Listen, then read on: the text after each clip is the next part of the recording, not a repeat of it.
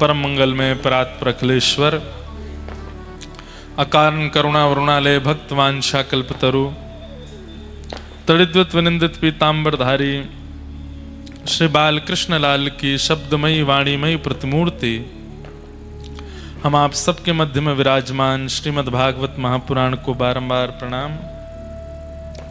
संत जनों की परम कृपा से, द्वारिकाधीश प्रभु की परम इच्छा से, श्री कपिल मुनि भगवान की परम कृपा से हम आप सब लोग श्रीमद् भागवत की मंगलमयी कथा श्रवण कर रहे हैं।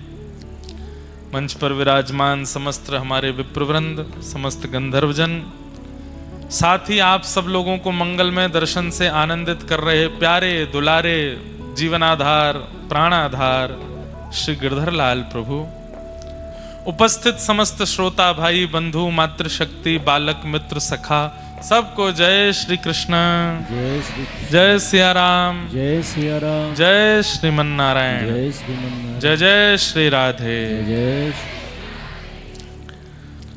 और अद्भुत कांच की हटरी में ठाकुर जी विराजमान है। भैया उड़ गो बदो।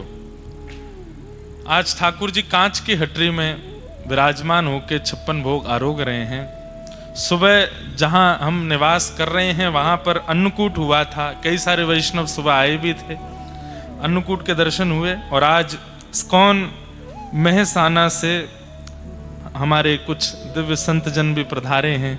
आप सबको हरे कृष्ण बारंबार प्रणाम। तो आज सुबह अन्नकूट आरोगे ठाकुर जी ने, और अब संध्या कथा में आज 56 भोग आरोग रहे हैं। कथा थोड़ी विलंब से तो प्रारंभ हुई क्योंकि महाराज जी आए थे राजस्थान पथमेड़ा से पधारे, आने में थोड़ा विलंब हो गया, लेकिन फिर प्रसाद आदि पाए तो यहाँ आते आते थोड़ा समय लगा, परंतु पूरी पूर्ति हो गई महाराज जी के वचनामृत और भाव सुनकर के। हमें गुजराती बहुत अच्छी लगती है, हम बोल नहीं पाते, पर गुजरात के लोग गुजराती भाषा गुजराती पद इतने मधुर लगते हैं। आज तो हम नहीं सुनाएंगे, कल सुनाएंगे गुजराती एक दो पद सुनाएंगे, एक दो पद जो हमें बहुत अच्छे लगते हैं, जिनको मैं कभी कभी कहीं गाड़ी में सफर करते रहते हैं तो गुजराती कई भाव हैं वो सुनते हैं। यहाँ के जो लोग दायरों करते हैं, अच्छे अच्छे गायक ठाकुर जी की सेवा में पधारते हैं, समझ में हमको एक शब्द भी नहीं आता पर नाचते हम पूरा हैं जब वो गाते हैं। रसियो रो पारो, कितने सारे वैष्णव दूर से कथा सुनने ऊंझा आ रहे हैं। ऊंझा वालों को भी इनकी भरपाई करनी चाहिए कि अगली कथा जो बड़ोदरा में है 3 जनवरी से, आप सब लोग ऊंझा वाले वहां आना और वहाँ कथा श्रवण कीजिएगा, सब आनंद करेंगे। फिर वहाँ प्रेम से ठाकुर जी के नव वर्ष का स्वागत कथा से करेंगे गुजरात में, खूब आनंद आएगा। और फिर वहाँ 9 तारीख को कथा हम विश्राम करके, और उसके बाद तो झरा निमंत्रण है आप सब लोगों को। ये जो सज धज के बैठे हैं ऊपर, इनका नाम क्या है? गिरधर लाल, प्यारे गिरधर लाल। और 11 जनवरी को ये हो जाएंगे श्री राधा गिरधर लाल। प्यारे गिरधर लाल जी का विवाह महोत्सव है 11 जनवरी से 15 जनवरी तक। विराजो लेंगे बाद में, अभी विराजो। 11 जनवरी से 15 जनवरी तक श्री बरसाना धाम में हम अभी से सबको निमंत्रण दे रहे हैं।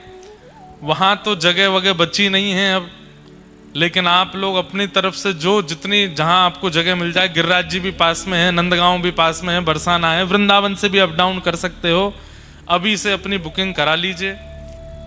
यह विवाह उत्सव लाल जी का अनुभूति करा देगा। जो विवाह भांडीर वन में ब्रह्मा जी ने कराया था वास्तव में ठाकुर जी और श्री जी का, वैसी रूपरेखा से सब विवाह का उत्सव रहेगा।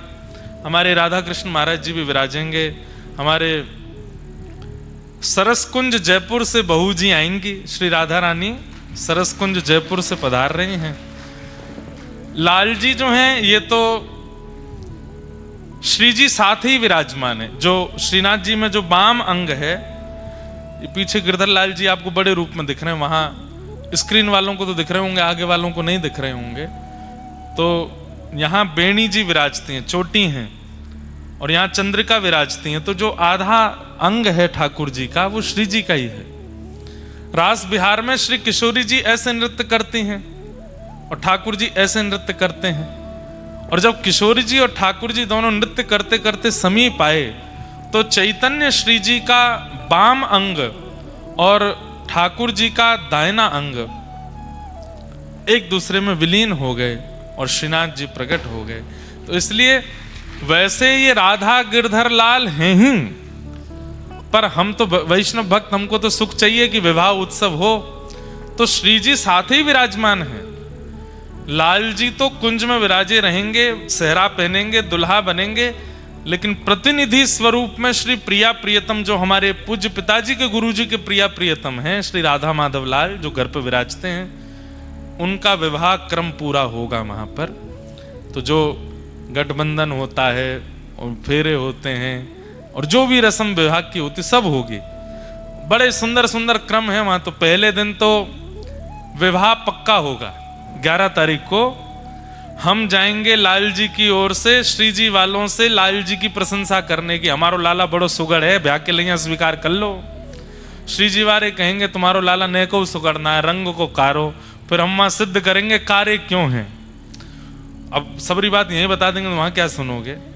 सीधी बात है कि अपने लाला की वहां प्रशंसा करने जाएंगे और श्री जी पक्ष के जो होंगे वो सब मना करेंगे, लाल जी के अवगुण बताएंगे, बोले ये तो कारे हैं, हमने सुनी है चोरी करते डोले, हमने सुनी है इनके 2-2 पिताजी हैं, हमारे होवे वारे जमाई राजा के 2-2 पिताजी। तो फिर एक पक्ष कटाक्ष करेगा, दूसरा पक्ष सिद्ध करेगा कि आपकी लाली किशोरी जी के लिए हमारो लाला बिल्कुल सिद्ध है, हमारो लाला परफेक्ट है।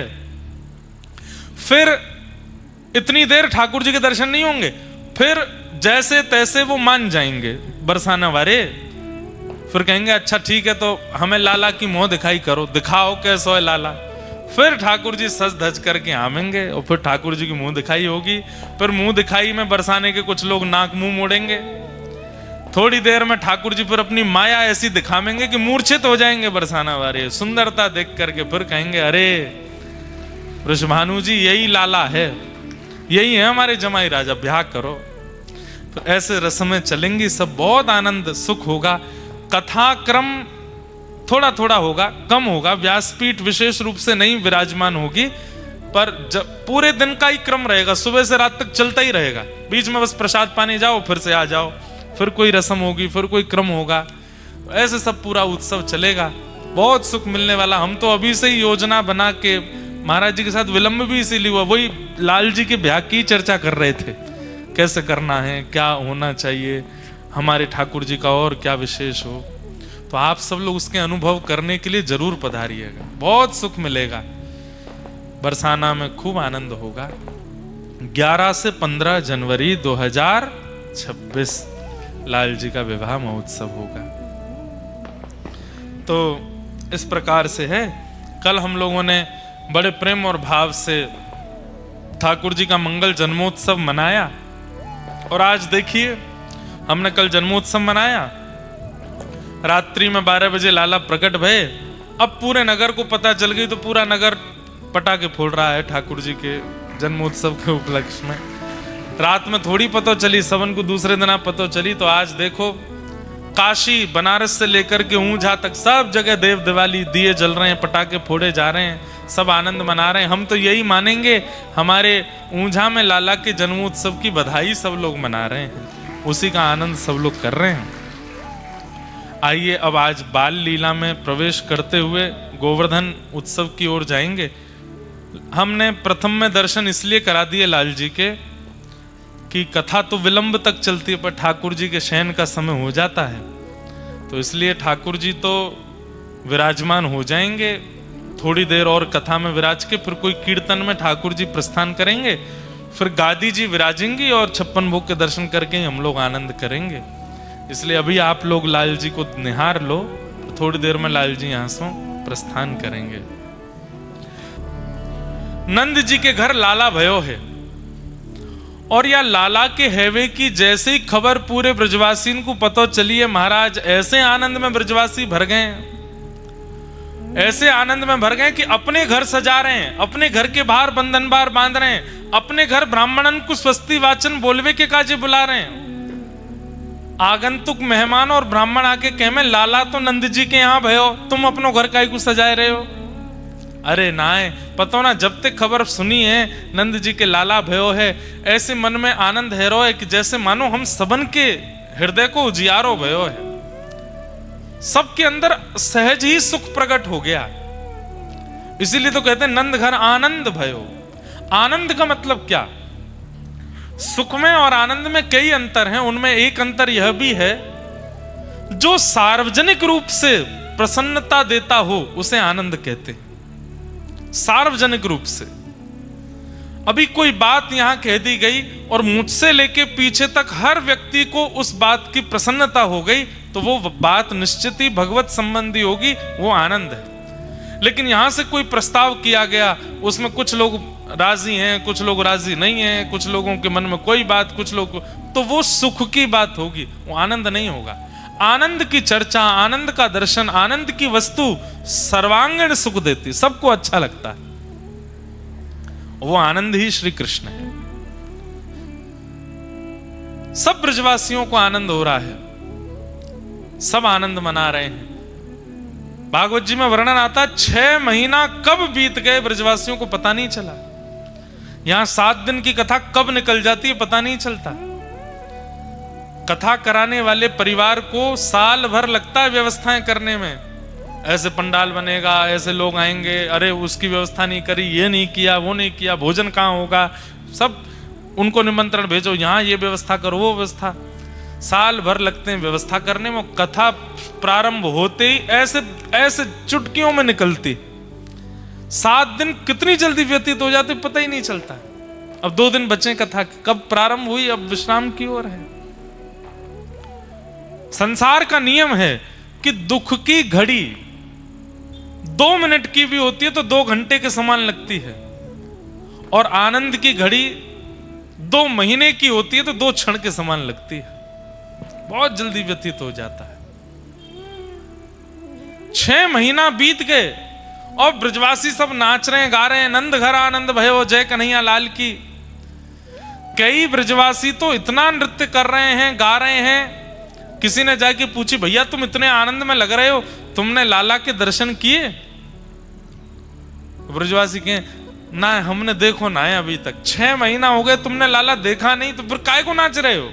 बोले पता ना, जाके हैवे की खबर सो इतनी प्रसन्नता है रही है, दर्शन करके तो हमारी कहाँ स्थिति होगी पता नहीं। हम तो बस ये सुनकर के नंद जी के लाला भयो वही से ही उत्सव मना रहे हैं। दर्शन करके तो पता ऐसा लगे कि जन प्राण ही निकल जाएंगे, का इतना आनंद आ रहा हो, इतना सुख मिल रहा है। ठाकुर जी प्रकट भये हैं पूरे व्रज में, मानो जैसे आनंद की लहर छा गई है। सब ब्रजवासी जा जा करके यशोदा मैया के भाग्य की सराहना कर रहे हैं। तभी वहां पूतना नाम की राक्षसी आई। कंस ने भेजा, रूप बदल करके आई, सुंदरी बन करके आई। जैसे ही पूतना पहुंची गोकुल, सब ब्रजवासी उसके रूप माधुरी, उसकी चाल माधुरी, उसके गतिविधियों को देख करके आनंदित हो गए। अरे देखो तो कितनी सुंदर है, इसके वस्त्र कितने बढ़िया हैं। बंधुओं एक बात हमारी सुनिएगा, प्रभावशाली व्यक्ति को जीवन में ज्यादा अधिकार मत दीजिए। अगर देना है तो स्वभावशाली व्यक्ति को अधिकार दीजिए। प्रभाव देख करके अगर किसी व्यक्ति के आप बहुत समीप जाओगे तो प्रभाव का एक स्वरूप होता है, कुछ दिनों बाद घटने लगता है। पर स्वभाव का धनी व्यक्ति अंतिम समय तक प्रिय लगता है, अंतिम समय तक अच्छा लगता है। इसलिए अगर जो यहां कुछ युवा बैठे हैं, विवाह का प्रस्ताव आवे, बहुत सुंदर क्यों मत चुनिएगा, बहुत सुंदर हो ऐसा चयन मत कीजिएगा।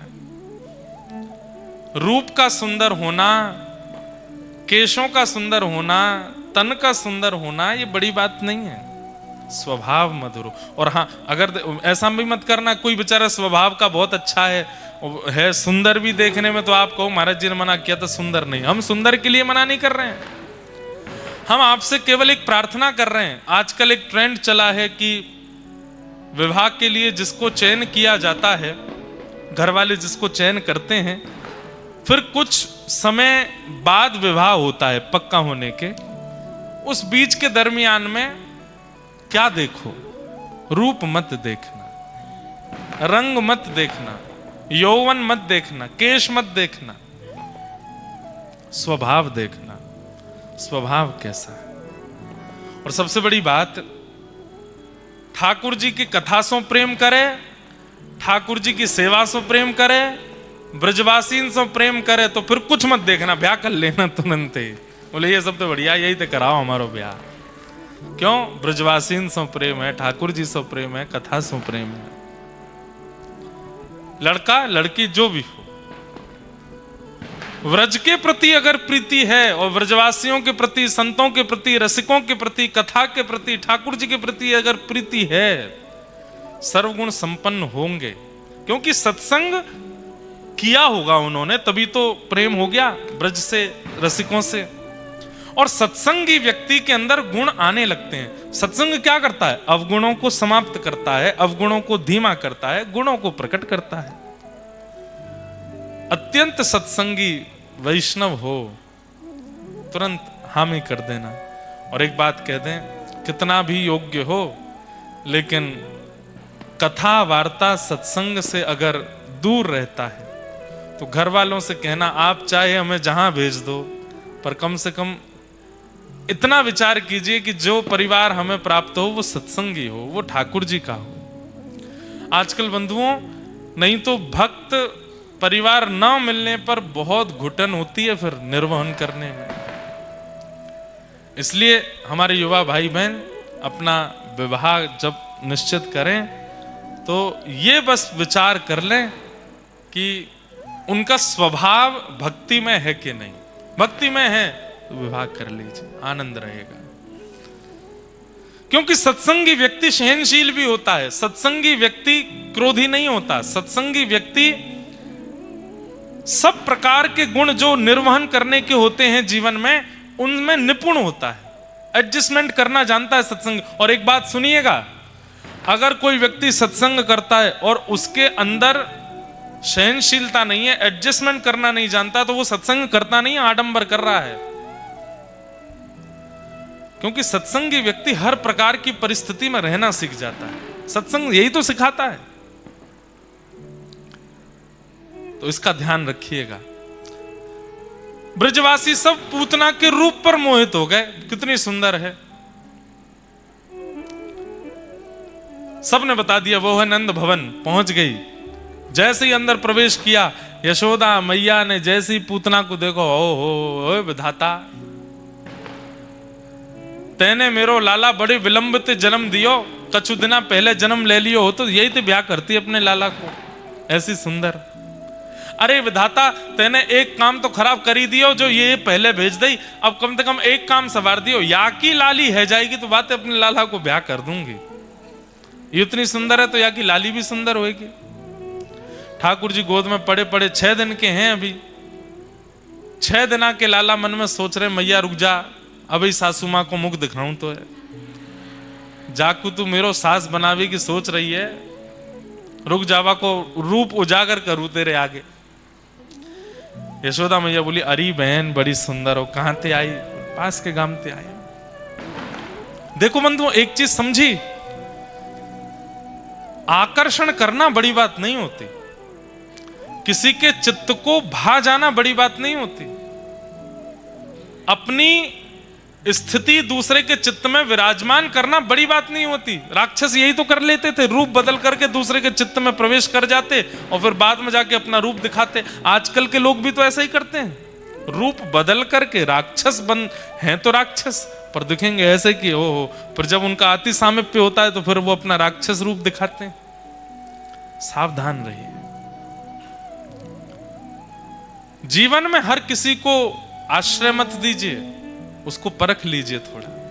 और एक बात कहें, सत्संगी व्यक्ति उसके नेत्रों में इतने लक्षण आ जाते हैं कि वो देख करके व्यक्ति को परख लेता है कि कैसा है। दृष्टि मात्र से पता चलने लग जाता है इस व्यक्ति के अंदर कितना भाव है, कितना कुभाव है, किस प्रकार का व्यवहार है। हमने कोई ज्योतिष शास्त्र नहीं पढ़ा, हमें ज्यादा मुंह देखना या हाथ देखना ये सब आती भी नहीं, लेकिन आपको हम सत्य अपनी आप बीती बता रहे हैं। 10 वर्ष कथा करते हुए हो गए, 10 वर्षों में इतना तो मालूम पड़ गया है। रूप कोई सामने आता है तो उसका चेहरा देख करके अनुभव हो जाता है कि ये कितने पानी में हैं भक्ति के, और इनसे कितना संपर्क रखना है। दोष नहीं दिखता, उनके प्रति हीन भाव या दोष भाव नहीं आता, पर अपना दायरा समझ में आ जाता है कि इनको कहां तक लेकर के आना और हमें कहां तक जाना है, इतना समझ आ जाता है। और ये भागवत जी की बड़ी कृपा है। कई बार हमने अपने कई मित्रों को, अपने कई परिकर के लोगों को कई ऐसे लोगों से मिलते देखा, तो हमने समझाया, मैंने भाई हमको वो व्यक्ति ठीक लग नहीं रहा है। नहीं माने अगर हमारे मित्र या परिकर के, तो हम जिद तो नहीं करते, लेकिन बाद में वो कह जाते हैं, बोल आप सही कह रहे थे, वो व्यक्ति ऐसा ही निकला। तो ये कोई सिद्धि नहीं है, ये कोई चमत्कार नहीं है, ये कोई आश्चर्य की बात नहीं है। सत्संग करते करते करते करते मैंने वही बात कही ना, सत्संग क्या करता है? जाड्यम धियो हरति सिंचति वाच सत्यम मानोन्नति दिशतुपाम पा करोति लक्ष्मी तनोति वितनोति च दिक्षु कीर्ति सत्संगति कथय किम न करोति पुंसाम। सत्संग क्या करता है? यही तो करता है, निर्माण करता है आपका। ठाकुर जी मिलेंगे बाद में, पहले आप श्रेष्ठ बनोगे। आपकी दृष्टि, आपके कान, आपकी नासिका, आपकी जीभ, आपके हाथ, आपके पैर, आपकी त्वचा सब आपके कंट्रोल में आ जाएंगी, और ये सब इस प्रकार कार्य करने लगेंगी कि वायु मात्र से अनुभव हो जाएगा कैसी स्थिति है। कैसे हम कथा करने जाते हैं, कई नगरों में बड़ी नेगेटिव वाइब्रेशन होती है। उस नगर में फ्लाइट लैंड होते ही या गाड़ी प्रवेश करते ही वहीं से ही मन अशांत हो जाता है, पता नहीं क्यों। कई नगर ऐसे हैं भारत में, विदेशों में भी, जहां मन नहीं लगता कथा कहने में, मन नहीं होता ठाकुर जी की और वार्ता करने में, बस मन होता है कब 7 दिन पूरे हों, भगवत वार्ता पूरी करके प्रस्थान करें। कई ऐसे नगर हैं, कई ऐसे इलाके हैं, नाम नहीं बोलूंगा लाइव में उन नगरों के। कैसे हो जाता है ये अनुभव? कैसे हो जाता है? सत्संग से पता चलने लगता है। पहले तो घरों में जाते थे लोगों के, अब नहीं जाते। तो जब घरों में जाते थे तो घर में प्रवेश करते ही लगता था चलो चलो चलो चलो चलो जल्दी चलो, नहीं कुछ नहीं पाना, चलो चलो यहां से चलो। वो मन कहता है बार बार कि चलो, और ये सब प्रगाढ़ होता है सत्संग से। अब यहां पर एक प्रश्न आ जाता है, सब लोग ध्यान से इधर देखो। यशोदा मैया के सामने पूतना आ गई, क्या यशोदा मैया को पता नहीं चला कि ये राक्षसी है? और यदि यशोदा मैया इतना भी नहीं परख पा रही, तो फिर ठाकुर जी ने ऐसा परिवार क्यों चुना जिन्हें इतना भी अनुभव नहीं हो पा रहा है कि भाई राक्षसी है, रूप बदल करके आई है? बहुत ध्यान से सुनिएगा, 2 बातें। पहली बात, ब्रजवासियों का स्वभाव अत्यंत सरल है। अब सरलता की बातें तो हम कहां तक कहें, सब लोग आप सुनते ही हो। ठाकुर जी ने नक पे गिरिराज जी उठा लिए तो ब्रजवासियों कह रहे हैं कोई टोटना टोटका सीख के आयो लाला, इतना बड़ा पर्वत ऐसे ना उठा सके, ये टोटका ते उठाए हो। और भी बातें आती, सब सुनते ही हैं। एक जगह आती है कि एक नाग के रूप में एक बहुत बड़ा राक्षस आया था, अघासुर। उसने अपना मुख खोला। अब भाई सामान्य सी बात है, कोई सांप अपना मुख खोले, बहुत विशाल अजगर से भी बड़ा कोई सर्प था, इतना बड़ा मुख खोला कि वो दूर से देखने में गुफा जैसा लग रहा था। लेकिन एक सामान्य सी बात है, जब आप समीप जाते हैं तो आपको अनुभव तो हो ही जाता है ना, ये कोई गुफा वुफा तो नहीं है, ये कोई राक्षस, ये कोई जीव होगा। ब्रजवासी उसके मुख में प्रवेश कर गए और उसकी जीभ पर कूद रहे थे, और ठाकुर जी से कह रहे लाला बहुत जोर की गुफा मिली है, गुदगुदी गुफा है। सीधे हैं ब्रजवासी, सरल हैं ब्रजवासी। पहला कारण तो ये मान सकते हैं कि यशोदा मैया और ब्रजवासियों को पूतना का क्यों पता नहीं चला, क्योंकि उनके अंदर इतनी सरलता है, इतनी सहजता, इतने सीधे, इतने भोले हैं कि उन्हें पता नहीं चलता, चतुराई नहीं है उनके अंदर। और दूसरा भाव बहुत ध्यान से सुनिएगा। यशोदा मैया कौन है? भक्ति है। साक्षात भक्ति के द्वारा ही तो ठाकुर जी प्रकट होते हैं।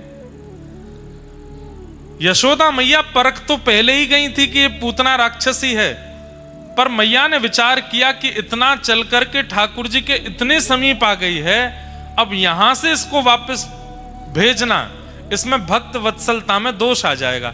ठाकुर जी के इतने समीप आकर के कोई वापस चला जाए। अब जब इतनी समीप आ गई है अपने किसी पुण्य के कारण या अपनी किसी योग्यता के कारण, तो अब ठाकुर जी को इसकी गोद में दे देना चाहिए। भले ही कितना भी दोष युक्त है, भले ही कैसी भी है, अब ठाकुर जी के सन्मुख आ ही गई है, ठाकुर जी इसकी गोद में पधरा करके इसका कल्याण करा दिया जाए, उद्धार करा दिया जाए।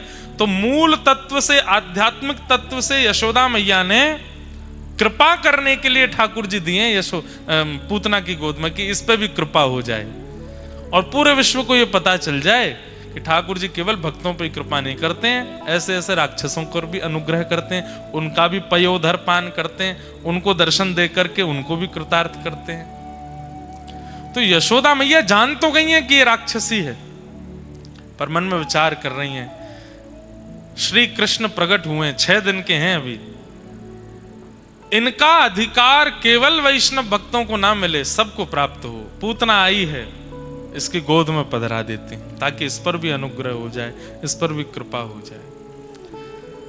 पूतना ने कही, तुम्हारो लाला बड़ो सुंदर है, मुंह को गोद में दे। तो यशोदा मैया, हाँ तुम्हारो ही तो लाला है, ले। जैसे ही ठाकुर जी पूतना की गोद में दिए, बंधुओं यशोदा तत्व को सामान्य मत समझिएगा। हमारे व्रज में जैसे श्री जी की प्रधानता है, राधा रानी की प्रधानता है, गोपियों की प्रधानता है, ऐसे ही श्री यशोदा जी की प्रधानता है। कई लोग ठाकुर जी को लाला भाव से सेवा करते हैं कि हमारे लाला हैं, उनको नित्य यशोदा जी का स्तवन करना चाहिए, नित्य यशोदा जी को याद करना चाहिए। कई लोग श्री जी का गुणगान गाते हैं, कई लोग गोपियों को प्रणाम करते हैं, कई लोग यमुना जी को प्रणाम करते हैं, कई लोग रसिकों को प्रणाम करते हैं, पर जिनके चित्त में ठाकुर जी के प्रति लाला का भाव है, लोल्य भाव है, उन नित्य यशोदा जी को वंदन करो और यशोदा जी से नित्य प्रार्थना करके सोए करो, हे मैया आपके लाला की सेवा हम जैसी तैसी करें, आप कृपा करियो, आप हमारे चित्त में विराजमान है कि हमारे हाथन सो, हमारी वाणी सो, हमारे मन सो, वही प्रकट करवाइयो जासे लाला को सुख मिले, हमसे कोई अन्य भावना प्रकट नहीं हो जाए। मैंने सोच रखा है और मैं करूंगा भी, एक बार सप्ताह कथा केवल यशोदा जी के भाव पर। यशोदा जी के भाव कैसे हैं, यशोदा जी की स्थिति कैसी, कितना ध्यान रखती हैं ठाकुर जी का और किस प्रकार से सेवा करती हैं लाला की। भैया 11 वर्ष 56 दिन यशोदा जी के साथ और 115 वर्ष के करीब देवकी जी के साथ, पर 115 वर्ष के अंतिम दिन में भी लाला को दर्शन कर भी आए हुए। 115 दिन में भी, इधर देखो यहां देखो, ग्राम सिन्न जी थे,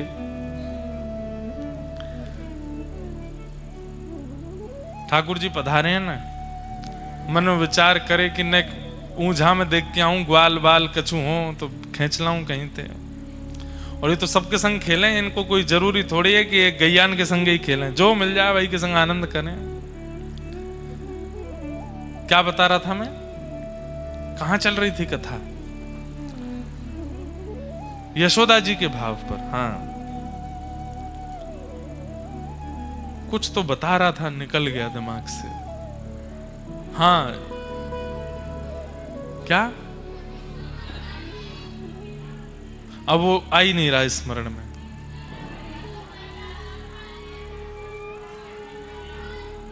यशोदा जी का स्मरण। हाँ, तो यशोदा जी के भाव पे एक बार कथा सुनानी है। कितना भाव रखती हैं, कितना प्रेम करती है ठाकुर जी को, कितनी व्यवस्थाओं का ध्यान रखती हैं ठाकुर जी के लिए। तो हाँ, बात ये थी कि यशोदा जी के साथ 11 वर्ष 56 दिन और देवकी मैया के साथ लगभग 115 वर्ष। लेकिन 115 वर्ष के अंतिम ठाकुर जी अपनी लीला के अंतिम समय तक भी यशोदा जी को भूल नहीं पाए। कैसा प्रेम! नित्य यशोदा जी को याद करते हैं, नित्य यशोदा मैया की याद में रुदन करते हैं। बंधुओं, हमारे जीवन का कल्याण क्या है? हमें ठाकुर जी याद आते रहें ना, ठाकुर जी की स्मृति में हम पहुंच जाएं, वो हमको याद करते रहें। इतना प्रेम कर लिया ठाकुर जी से, इतना प्रेम प्रदान कर दिया, इतना स्नेह दे दिया ठाकुर जी को, ठाकुर जी भूल नहीं पावे हमको। ये हमारे जीवन का कल्याण होगा। कई लोगों को मैंने देखा है, वृंदावन जाते हैं, ठाकुर जी के लिए सामग्री लेते हैं, पोशाक लेते हैं, इत्र लेते हैं, या सिंहासन लेते हैं, या कुछ भी लेते हैं। ठीक है, अपनी योग्यता के अनुसार लेना चाहिए, पर कई लोग योग्य होते हुए भी लड़ते हैं दुकानदारों से। अरे भैया इतना महंगा, कम करो इसको, इसमें 100 रुपया घटाओ, इसका भी इतना महंगा नहीं होता, वो दुकान वाले तो 50 में दे रहे हैं, तुम 100 लगा रहे हो यार, ऐसे नहीं, कम करो। ठाकुर जी को कितनी पीड़ा होती होगी उस समय। मैं जगत नायक त्रिलोकीनाथ या के घर पे बैठा हूं, मेरी 50 रुपए की पोशाक के कारण लड़ रही है बात दुकानदार थे। अरे हम तो पता है, अब आपको बात बोल दें, ठाकुर जी के लिए पोशाक लो, इत्र लो, बढ़िया से बढ़िया वाला लो, जाते ही कहो बोले जो सबसे अच्छा हो आपके पास वो दिखाओ, और फिर वो तो अपने हिसाब से महंगा वाला दिखाएं, उसको स्पर्श करके देखो हमारे ठाकुर जी को पहनने में सुख मिलेगा कि नहीं, हमारे ठाकुर जी जब धारण करेंगे उनको सुख होगा कि नहीं। और फिर उसको लेने के बाद उसकी जो राशि हो वो दो, और उसके बाद अलग से दुकानदार भैया को कहो, लो भैया ये 50 रुपया और बधाई आपको, आपने इतनी बढ़िया पोशाक दी, इतने बढ़िया चंदन दिए, इतनी बढ़िया इत्र दिए हमारे लाल जी के लिए। ठाकुर जी खुश हो जाते हैं, प्रसन्न होते हैं। ऐसे नहीं यशोदा। एक बात और कह दूं आपको, आज वृंदावन में गोपी बनते हैं लोग, आज वृंदावन में श्री जी के भाव को धारण करते हैं लोग। गोपी भाव में, श्री जी भाव में, श्री जी भाव तो कोई धारण कर ही नहीं सकता, गोपी भाव ही करते हैं। कठिन तो गोपी भाव धारण करना भी है, लेकिन फिर भी कई लोग धारण कर लेते हैं। पर यशोदा बनना सामान्य नहीं है, यशोदा बनना सहज नहीं है।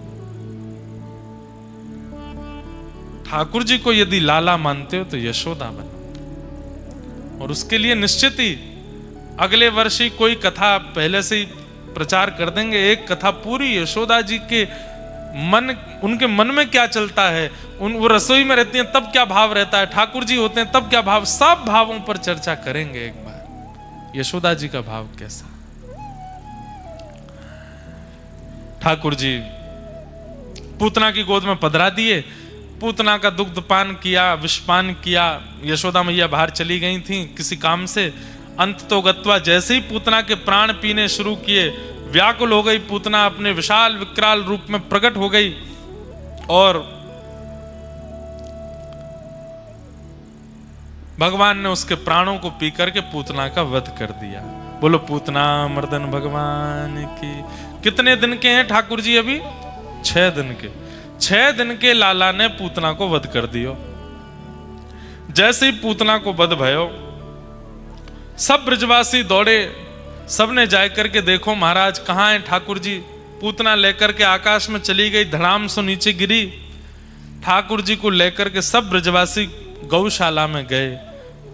गौमूत्रेण स्नापित्वा पुनर्गौरज सार्भकम।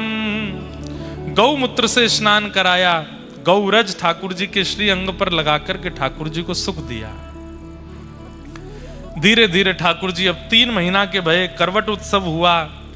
धीरे धीरे ठाकुर जी अब 1 वर्ष के हो गए। और जैसे ही लाला 1 वर्ष के भये हैं, 2 दांत निकल आए ठाकुर जी के यहाँ थे। अब ठाकुर जी घुटमुन घुटमुन चलनो सीख गए हैं। ठाकुर जी के मन में आई मेरे दांत निकर आए, मैं सबन को कैसे बताऊं। जब दांत निकलते हैं तो फिर बच्चों की यहाँ पे खुजली सी होती है अंदर, कभी कुछ मुंह में ले लें, कभी कछु मुंह में ले लें, पर मैया ध्यान ही नहीं दे रही कि मेरे दांत निकर आए। ठाकुर जी बोले ऐसा कहा करूं कि पता चले मेरे दांत निकर आए हैं। सो दाऊ दादा बगल में खेल रहे, ठाकुर जी ने दाऊ दादा को हाथ पकड़ के मुंह में लियो, जोर से काट गए। और जैसे ही काटे दाऊ दादा चिल्ला, अरे मैया काट गो लाला काट गो। यशोदा मैया सामने से देख के कह रही है रे दाऊ ऐसी चिल्लावे, लाला के अभी दांत तो निकले ना, और मसूड़े ते छुए वो तो गुदगुदी और करें, बस चिल्ला रहा, अरे मैया सांची काट को देख। मैया दौड़ करके आई, जैसे ही देखो तो ठाकुर जी के दाऊ दादा के 2 दांत गड़ गए भीतर। मैया ने जैसी देखी, अरे दाऊ दादा के दर्द है तो सब भूल भाल गए, सब ठाकुर जी को होठ उठा के देख, अरे लाला के 2 दांत निकल आए, नगाड़े बजाओ ढोल बजाओ, बधाई हो लाला के दांत निकल आए। दाऊ दादा बोले हम में मुंह काट गो, और यहाँ बधाई बट रही है, तो बधाई कब रही है। ऐसी ठाकुर जी की लीला। अब तो ठाकुर जी के दांत निकल आए। अब तो सब ब्रजवासी आए गए, एक एक करके सबरे ब्रजवासी आमे, और मैया से कहे मैया हमू दर्शन करा दो दतुइया के। दतुइया मतलब दांत। मैया गोद में लेके बैठी है, लंबी लाइन लगी है ब्रजवासी की, एक एक करके ब्रजवासी आमे, दिखाइयो मैया। मैया ऐसे होठ ऊपर करके लाला के दांत दिखावे, सब ब्रजवासी अरे लाला कितना सुंदर लग रहा है। धीरे धीरे ठाकुर जी थक गए, सुबह ते दांतन के दर्शन करा रहे हैं अपने। कई ब्रजवासी आमे, और वो आकर के लाला देखें, लाला ने उंगली काट के दिखाए दे हमारी। ठाकुर जी बोले सबरे निकरंदे तो ये काटूंगो। ऐसी ठाकुर जी की मधुर लीला है रही है। सब ब्रजवासी बड़े आनंद में। अभी ठाकुर जी बोलना नहीं सीखे। मैया रोज सिखावे लाला को, सुबह सुबह मैया दूध पिवावे, लड्डू मीड़ के डाले दूध में। एक कभी आप लोग नाथ द्वारा जाओ ना, एक डिश बताते हैं आप।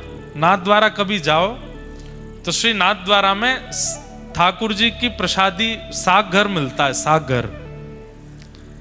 सागर लीजिएगा, शायद 1500-2000 रुपए का एक आता है, और फिर उसको लाइएगा। ज्यादा दिन वो रहता नहीं, 4-5 दिन में उसको पूर्ण करना होता है। बादाम पाक जैसा होता है। उसको थोड़ा सा काट करके 1 गिलास दूध को पात्र में डालिएगा, और उसमें सागर डाल करके नीचे से थोड़ी मद्दी आंच जलाइएगा, और फिर सागर को दूध में घुमाइएगा खूब देर तक। भोग नहीं लगाना इसका, ये आपके पाने के लिए तो भोग ही है सागर। और जब वो बिल्कुल गाढ़ा हो जाए दूध, सागर बिल्कुल उसमें मिलने लग जाए, थोड़ा पतला रहे, फिर उसको कटोरी में लेकर के पाइएगा। फिर आप हमको याद करोगे, खाखड़ा जलेबी सब भूल जाओगे। ऐसा सुंदर बनेगा महाराज। आप गुजरात के वैष्णवों को मीठा बहुत प्रिय है ना, लोग खा के देखो, इतना सुख मिलता है। ठाकुर जी को नई नई सामग्री पाना बहुत अच्छा लगता है, इसलिए कोई ये वेस्टर्न सामग्री मत खिलाया करो ठाकुर जी को, उसमें एक्सपेरिमेंट मत करो।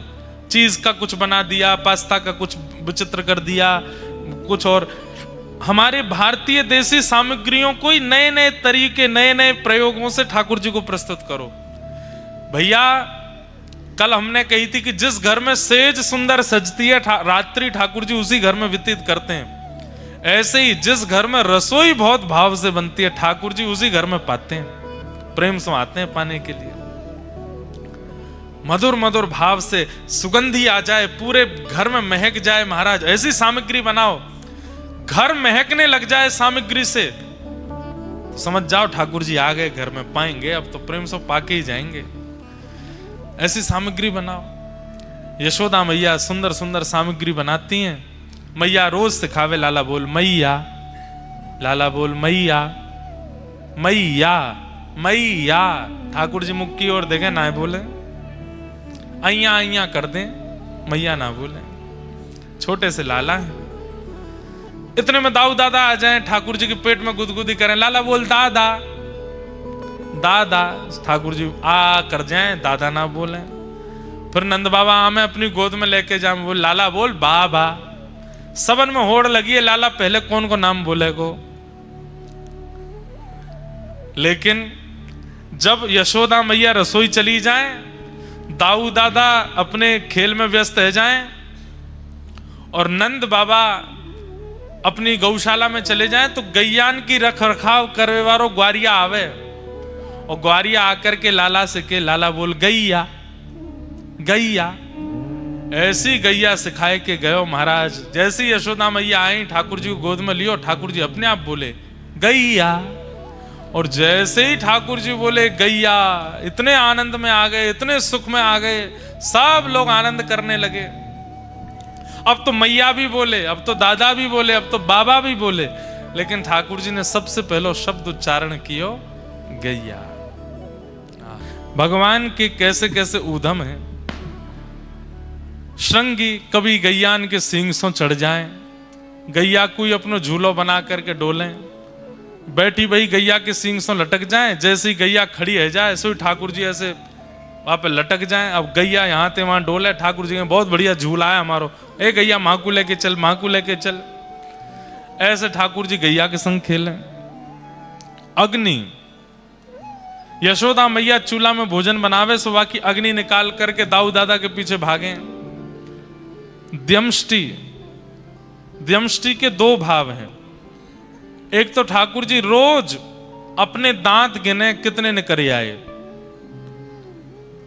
और जैसे अधूरे रह जाएं, कम रह जाएं, तो मैया तो कहें मैया ये गैया के बछड़ान के सवरे दांत निकर आए, मेरे क्यों ना निकर रहे। मैया बोली लाला तू मक्खन खावे पूरे दिन, दूध ना पीवे, या हमारे ना निकर रहे। नाय नाय मैया सांची बात तो मुझको पतो है। बोले कहा पतो है।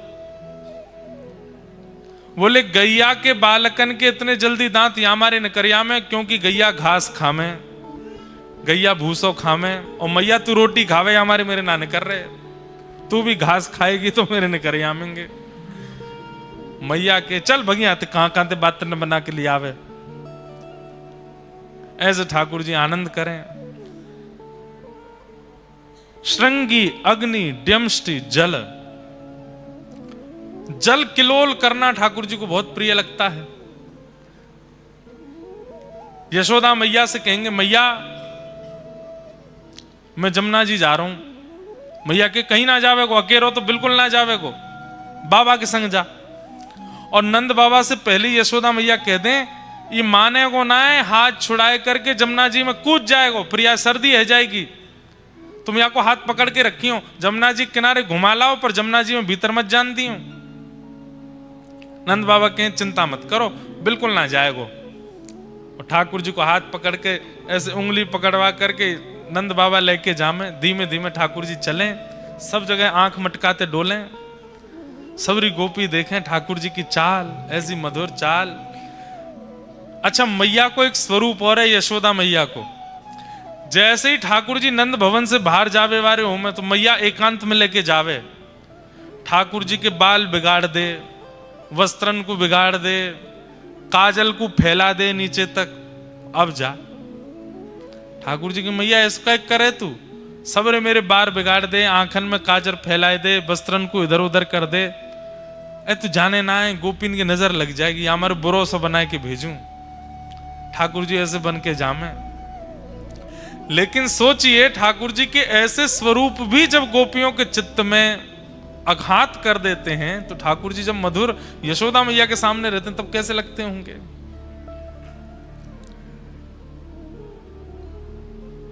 हम भी कभी कभी करते हैं। लाल जी का जिस दिन बहुत सुंदर श्रृंगार होता है, अगर वादना ठाकुर जी को दर्शन करने वाले लोग आमे, तो माला जी ने थोड़ी इधर उधर थोड़ी सी खिसका देंगे, नेक थोड़ा सा मुकुट और नेक इधर उधर कर देंगे, ताकि ज्यादा सुंदर नहीं लगे, नजर लग जाएगी ठाकुर जी को। प्रेम को स्वरूप है। नंद बाबा की उंगली पकड़ करके ठाकुर जी जामे, और यमुना जी जैसे ही दिखें सोई ठाकुर जी नंद बाबा के पाम पकड़ लें। बाबा तुम मेरे बाबा ना हो? हूं तो सही लाला, तेरो ही बाबा हूं। तुम मेरे बाबा हो तो मेरी बात ना मानोगे? लाला सबरी बात मानूंगा, बस जमुना जी में ना जान दूंगा। बाबा तुम मेरे बाबा ना हो, मोत मधुमंगल श्रीदामा मेरे सखा के कि यशोदा और नंद बाबा तेरे असली बाबा ना है, असली मैया ना है। ऐसी बात करे मधुमंगल, बाकू तो मैं देख लूंगा। ना है बाबा, मैंने हूं कह दी ना है मधुमंगल, यही मेरे असली मैया बाबा हैं। और मैंने कही क्यों? क्योंकि ये मेरी सबरी बात माने, मैं जो कहूं सो मुंह को दिलाए दें। बाबा अब मुंह को नेक जमुना जी में जान दो। नंद बाबा बोले लाला तू जो कहेगो सब करेंगे, जमुना जी में नहीं जाएगो। तभी मैं कहूं मधुमंगल की बात में मुंह को सत्यता काई को लगे, बात तो मानो ना हो। मैया भी 24 घंटा मुंह को डांटती रहे, मेरे पीछे छड़ी लेके दौड़ती रहे, और बाबा तुम भी मेरी बात ना मानो, और कह के ठाकुर जी रोने लगे। अरे लाला ऐसे रोयो ना करें, अब मैं तो यहाँ मारे ना जान दे रो, तू भीज जाएगो, मैया डांटेगी तो भी डांटेगी, मोई भी डांटेगी। ना है बाबा, मैं समझ गो, मैं आपको लाला ना हूं। आपको लाला होता तो आप मुझे स्वयं अपनी गोद ते जमुना जी में बैठाते। और बाबा मैं कौन सा भीतर जा रहा हूं, घोंटू घोंटू जमुना, घोंटू समझते हैं घुटने, घोंटू घोंटू डोलूंगा बस जमुना जी में। बाबा बोले देख भीतर मत जाइयो ज्यादा, घोंटू घोंटू घूम ले। बोले हाँ। जैसे ही ठाकुर जी भीतर गए, घोंटू घोंटू थोड़ी देर तो घूमते रहे। नंद बाबा देख रहे हैं हाँ लाला ऐसे ही डोलते रहे।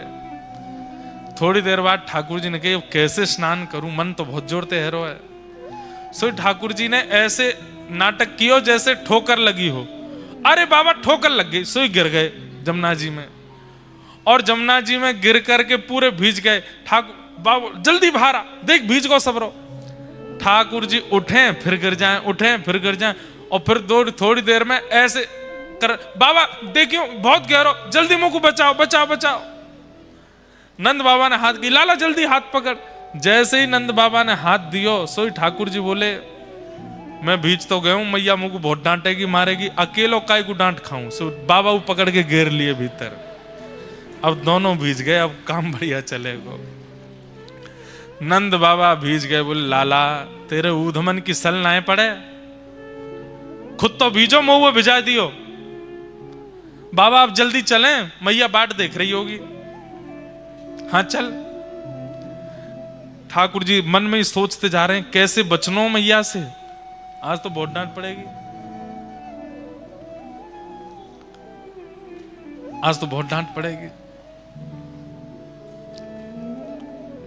जैसे ही नंद भवन को द्वार आयो, द्वार पे आते ही ठाकुर जी ने बाबा की उंगलियां छोड़ी, दौड़ करके गए मैया की गोद में। दूर ते मैया ने की, लाला बीजे आयो? हाँ मैया वही तो बतावे आ रहा हूं। बाबा ने जबरदस्ती धक्का दे दियो मुंह को जमुना जी में, पूरा भिजो दियो मैया। क्यों? खुद को नावे को मन हैरो, मन में सोचे कि अकेलो डांट का खाऊं या छोरा की ओर पड़वाऊंगा डांट, तो मुंह धक्का दे दियो। बात पूरी उल्टी कर दे। नंद बाबा आए के बोले अरे मेहर दूसरे वस्त्र निकाल दे, पूरा भीज गयो। बोले बुढ़ापे मुंह शर्म न आवे हैं, जमुना जी में खुदो कूद गए। नेक सो लाला बाकू कुदाया है, मैंने कुदायो? अरे मैंने ना कुदायो मेहर। ठाकुर जी पीछे से आगे, मैया तेरी सौ खा के कहूं इन नहीं कुदायो मैं। नंद बाबा के अरे यशोदा बहुत उद्यमी है ये लाला, ऐसा उधम करे, मुंह पे झूठ बोल रहा है। श्रृंग अग्नि डम शशि जलद द्विजकंटकेभ्य। एक चर्चा हम सुनाते तो बहुत समय से नहीं सुनाई, आज सुनाते हैं। नंद बाबा रोज अग्निहोत्र करते हैं, रोज हवन करते हैं। सो एक दिना ठाकुर जी ने जाके नंद बाबा से पूछी, बाबा जे हवन काय को करो? लाला ये अग्निहोत्र होवे और याते अग्निदेव बड़े प्रसन्न है जाएं। अच्छा अग्निदेव प्रसन्न है कि फिर कहा करें? बोले जो मांगोगे जो कहोगे सब दे दें। बोले अच्छा। ठाकुर जी के अब सखा बन गए। मधुमंगल श्रीदामा तन सुखा मन सुखा धन सुखा सुबल तो ये ठाकुर जी के सखा हैं। सखान में आपस में बात चली, हम में तो ब्याह पहले कौन सा करेगो? 3.5 बरस के हैं ठाकुर जी। सब सखान में बात चली, हम में थे ब्याह सबसे पहले कौन करेगो? सब लोग इधर देखो, ध्यान से सुनियो। तो सब सखा बोले जे करेगो वो करेगो वो करेगो। ठाकुर जी बोले भैया देखो जा हिसाब के हमारे लक्षण हैं, ब्याह कोई को ना होगो हम में थे। मैंने आज बाबा से एक तरीका पूछो है, बोले कहा अग्निदेव अगर प्रसन्न है जाएंगे तो हमारो ब्याह है जाएगो, और उनको प्रसन्न करवे के काजे हमको हवन करना पड़ेगो। सबरे ब्रजवासी बोले लाला हवन होएगो कैसे? बोले मैं बताऊं कैसे होएगो। बोले कहा करना है, ऐसे यज्ञ कुंड बनाओ, ऐसी मिट्टी को सब कुंड बना दियो। बोले अब यहाँ में लकड़ी तो है ना, हम पे उठेंगी भी ना, सूखे सूखे पत्तान को ढेर डाल दो, सूखे पत्तान को ढेर डाल दो। अब यहाँ में अग्नि प्रज्वलित कर दो, अग्नि प्रज्वलित कर दे, कच्चू सूखे पत्तान को चूरा बना के आपस में बांट लियो। ठाकुर जी बोले जब मैं कहूं तब यहाँ में डारी हूं पत्तान ने। अग्निदेव प्रसन्न है कि प्रकट होंगे, और उनके प्रकट हेते ही जो सबसे पहले मांगे को बाको ब्याह है जाएगा, आ जाई। सब रे ग्वाल बाल बढ़ के लाला हमारो करा जाए। ओम स्वाहा ठाकुर जी डाले, सब रे ग्वाल बाल डाले। अब नेक कोई देरी ते डारे, ठाकुर जी के तू देर है गई तो देर है गई डार में तेरो ब्याह ना होगो। अब और तेरो ब्याह हो गयो तो तेरी बहुत सुंदर नाय आवेगी, ऐसी आवेगी वैसी आवेगी। ठाकुर जी ऐसे बोले। सबरे सखान में होड़ लगी है, कौन पहले स्वाहा बोलते ही डारो। सखान के संग आनंद चल लो ठाकुर जी को। हवन पूरा है को अग्निदेव प्रकट नहीं भये। लाला सबरी अग्नि ठंडी पड़ गई, सबरी संविधा पूरी है गई, अग्निदेव तो आयो नहीं। ठाकुर जी बोले कोई कमी रह गई हमारे हवन में, तो वही नहीं आए। बोले अब कहा करें? बोले ब्राह्मण भोज करानो पड़ेगा, यज्ञ के बाद ब्राह्मण भोज होवे, और ब्राह्मण प्रसन्न है कि भोजन करके आशीर्वाद देंगे, वासो हमारो ब्याह होएगो। ठाकुर जी ने मधुमंगल को हाथ पकड़ो, चल सबरे ब्राह्मणन को न्योता दे के आवेंगे। मधुमंगल और ठाकुर जी दोनों गए। गोकुल के हर ब्रजवासी ब्राह्मण के यहाँ जामे, द्वार खटखटा में। जैसे ब्राह्मण द्वार खोले, ठाकुर जी ब्राह्मण प्रणाम करें। प्रणाम करके बोले आज हमारे घर हवन यज्ञ भयो है, आपको प्रसाद पावे आनो है। अब ब्राह्मणन को जैसे ही पता चले कि नंद भवन में हवन भयो है, नंद भवन में मतलब जहां पे ब्राह्मणों को प्रसाद पवाने के लिए जब बुलाया जाता है तो ऐसे ही 56 भोग रखे जाते हैं सामने, और ब्राह्मणन से कहे जितनो मन करे उतनो पाओ, और जितनो मन करे घर ले जाओ। तो ब्राह्मणन ने भीतर जाके अपनी अपनी ब्राह्मणी से कही, अरे ब्राह्मणी सुनी तेने, आज निमंत्रण नंद भवन ते आयो है, तो चूल्हो मत जलाइयो घर में। आज तो हम वहीं पावे जाएंगे और वहीं ते 2-3 दिना की सामग्री बांध के लामेंगे। और सुन मेहर, बोले कहा नेक नमक को पानी और दे दे। नमक के पानी तो कहा भूख और तेज लगे। सब ब्राह्मण ने नमक को पानी पी लियो, और हमारे यहाँ के ब्रजवासी ब्राह्मण तो नेक नेक शंकर जी को प्रसाद ले लें। आप ना समझोगे, समझ गए? हाँ, दाऊ दयाल ब्रज को राजा, भांग पीवे तो यहाँ पे आजा। नेक नेक ले ली। अब वहां से और तेज भूख लगी। गोकुल के सबरे ब्राह्मण एक साथ तिलक फोटा लगाएंगे, बढ़िया इत्र वित्र लगा के नंद भवन जा रहे हैं। आज नंद बाबा के यहाँ प्रसादी होएगी। सब ब्राह्मण पहुंच गए। अटारी पे यशोदा मैया कछु अपनो कार्य कर रही। कोई ने आके कही, अरे मैया 100-150 ब्राह्मण आए नीचे। मैया बोली ब्राह्मण देवता काय को पतो ना, आप खड़े हैं सबरे। यशोदा मैया दौड़ करके गई, सब ब्राह्मणों को प्रणाम कियो। आज तो हमारे भाग्य सबरे विप्र देवता पधारे हैं। कैसे कृपा भैया आज हमारे ऊपर। अब कोई यजमान भोजन पे बुलावे और ब्राह्मण द्वार पे आ जाए और यजमान ही पूछे कैसे आना हुआ। ब्राह्मण देवता बोले मैया आप क्यों पूछ रही हो कि हम क्यों आए हैं? ना पतो, यही मारे तो पूछ रही हूं। आपको ना पतो? अरे नंद बाबा ने बताई ना होगी। वो आपके यहाँ यज्ञ भयो ना, वह यज्ञ की पूर्णाहुति पे प्रसाद पावे आए, ब्राह्मण भोजन करवे आए। कौन सा यज्ञ, कौन सा भोजन?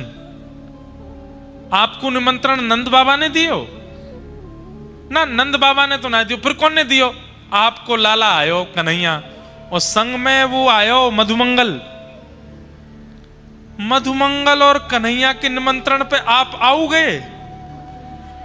अरे वो ऐसी बात बनावे, वो कोई कू जाए कि कहीं निमंत्रण दे आवे और आपने वो की बात साची मान ली और आए गए यहाँ पे। अरे हमारे यहाँ कोई यज्ञ ना भयो कोई, और यज्ञ होवे गो भी तो आप सब ब्राह्मण आप ही करावेंगे और कोई बाहर को तो करावेगो नहीं। ब्राह्मण बोले ये तो हमने सोची नहीं। यशोदा मैया बोली अब आप प्रस्थान करो, काउ देना मैं प्रसाद बनाऊंगी फिर आप आ जाए। मैया वापस ना जा सके। बोले क्यों? घर के चूल्हा बंद करवा के आए और ब्राह्मणी ते कह के आए नमक को पानी पीती रही हो, ऐसी बढ़िया सामग्री लेके आवेंगे, चकाचक उड़ावेंगे। खाली हाथ गए तो मैया कहां मुंह दिखावेंगे?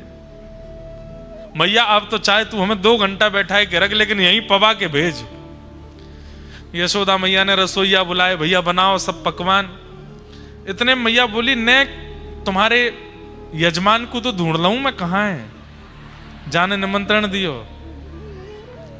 सबरे ब्राह्मणन को लेके ढूंढवे निकरी मैया। सुनंद भवन के पीछे ठाकुर जी तो ग्वाल बालन के संग डोल रहे, चकाचक आनंद कर रहे हैं। इतने में मैया ने आवाज लगाई, कन्हैया ओ लाला इतकुआ। ठाकुर जी ने तो सुनी नहीं, मधुमंगल ने पीछे देखो। मधुमंगल ने जैसी देखे वो सबरे ब्राह्मण, लाला बोला हाँ भात चलने आते। क्यों? अरे जे तो सांची में आ गए सबरे, हमने तो सोची हम बालक हैं, हमारी बात ने ऐसी सोच लेंगे, ये तो सांची को आए गए। पीछे ठाकुर जी ने देखे सबरे ब्राह्मण। ठाकुर जी के मधुमंगल तू जा, मैया की डांट तू खा। बोलना लाला तेने ही कही ब्याह होएगो, ना तो यज्ञ ते अग्निदेव निकलो, ना ब्राह्मणन को भोजन भयो, ना ब्याह भयो, कछु ना पिटाई और पड़ेगी। अब मधुमंगल ठाकुर जी को खींचे, ठाकुर जी मधुमंगल को खींचे। दोनों ने पकड़ करके मैया लेके आई। अरे इतना उधम करे? ठाकुर जी बोले मैया मैंने अब कहा कियो, मैं तो कछु ना कियो, मैं तो यही हूं। अच्छा तू यही हो? ये सबरे ब्राह्मण कहा कह रहे हैं इनके घर जाए जाए कि तू निमंत्रण दे के आयो कि हमारे घर यज्ञ भयो है, आपको प्रसाद पावे आनो है। सबरे ब्राह्मण बेचारे अपने घर के चूल्हा ने बुझाए करके सबरे आए गए। अब कहां पवाऊं इनको मैं? ठाकुर जी ने देखी, भैया आप कौन हो? सबरे कहां ते आए? मैया तेरी सौगन मो तो ये ना पता इनको घर कौन सी गली में, मैं ना गया उनके यहाँ। ब्राह्मण बोले मैया झूठ बोल लो लाला, जे ही आयो और मधुमंगल संग आयो आके। मैया ने मधुमंगल के कान पकड़े, काय को गए ब्राह्मणन क्या निमंत्रण देवे जब कोई यज्ञ ना भयो तो? ठाकुर जी सारो करें तो बता दूंगा अगर तेने सच्ची बताई तो। मैया देखो लाला ते मोए बचा लियो, मैं सच बता दूंगा। बोले ना तू बता या तो मैं देख लूंगी। मैया लाला ने कही यज्ञ करवे ते ब्याह होएगो, पर यज्ञ ते ब्याह ना भयो। फिर लाला ने कही ब्राह्मणन को भोजन पवावे ते ब्याह होएगो, या कारण हम ब्राह्मणन को बुलाए गए, अब ब्राह्मण आए गए, इनको भोजन ना भयो, हमें तो लगे हम तो ऐसे ही रहेंगे, हमारा ब्याह होएगो ही ना है। मैया ये सब ब्याह के कारण, और ब्याह में भी यूं पेज लगी पहले ब्याह कौन को होएगो, तो लाला ही आगे आगे चलो कि पहले तो मैं ही करूंगा। मैया बोली 3.5 बरस को हैं नेक्स्ट 100 है अभी, तोते बड़े बड़े तो छोटी छोटी तुलसी के पौधा है हमारे नंद भवन में, और ब्याह करेगो? अभी सब रे ब्राह्मण आगे कहा करूं मैं? ठाकुर जी बोले मैया देख तू गुस्सा मत कर, बैठ मैं तो को बताऊं। बोले हाँ बता। मैया मैंने यज्ञ कियो, बिना मंत्रण के बिना ब्राह्मणन के यज्ञ कर लियो मैंने। बिना मंत्रण के बिना ब्राह्मणन के जब यज्ञ है सके तो बिना सामग्री के भोजन ना है सके। खाली पत्तल हाथ में लेके, खाली दोना हाथ में लेकर के ब्राह्मण भी यूं कहते ओहो पूड़ी बहुत बढ़िया बनी है, सब्जी बहुत बढ़िया बनी है, ओहो मलाई तो बहुत ही जोर की है, गुलाब जामुन बहुत ही बढ़िया है। जो इनको मन करे वो भावना रख के पाले। खेल खेल को यज्ञ, खेल खेल को भोजन। मैया बोली तो बाद में देखूंगी मैं। ब्राह्मण उनको भोजन कराओ। फिर ठाकुर जी गए सखान के संग, सब ब्राह्मणन ने परोसे। बोले पाए लो, फिर घर पहुंची हूं फिर बताऊंगा मैं। मैया तो शिकायत करवे आए गए सबरे, ऐसा ठाकुर जी उधम मचा में। लेकिन सब ब्रजवासी को